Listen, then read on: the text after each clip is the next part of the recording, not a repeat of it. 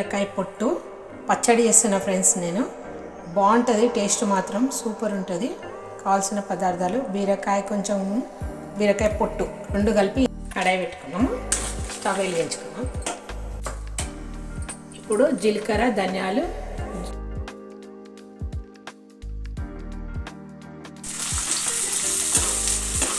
ఇట్లా మంచిగా కొంచెం గోల్డెన్ కలర్ వేయించుకొని తీసుకున్నాం.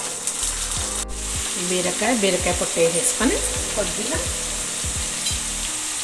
మూత పెట్టేసుకున్నాం. చల్లారింది, గ్రైండర్ గిన్నెలు వేసుకొని పట్టేసుకున్నాం. ఎంత పేస్ట్ చేసుకున్నాం. నూనె వేడెక్కింది. జీలకర్ర, ఆవాలు, ఎండుమిర్చి వేస్తున్నాం. కరివేపాకు వేస్తున్నాం. ఎల్లిపాయలు వేస్తాం. టేస్టీ బీరకాయ పొట్టు, బీరకాయ పచ్చడి రెండు వేసి చేసిన బాగుంటుంది, సూపర్.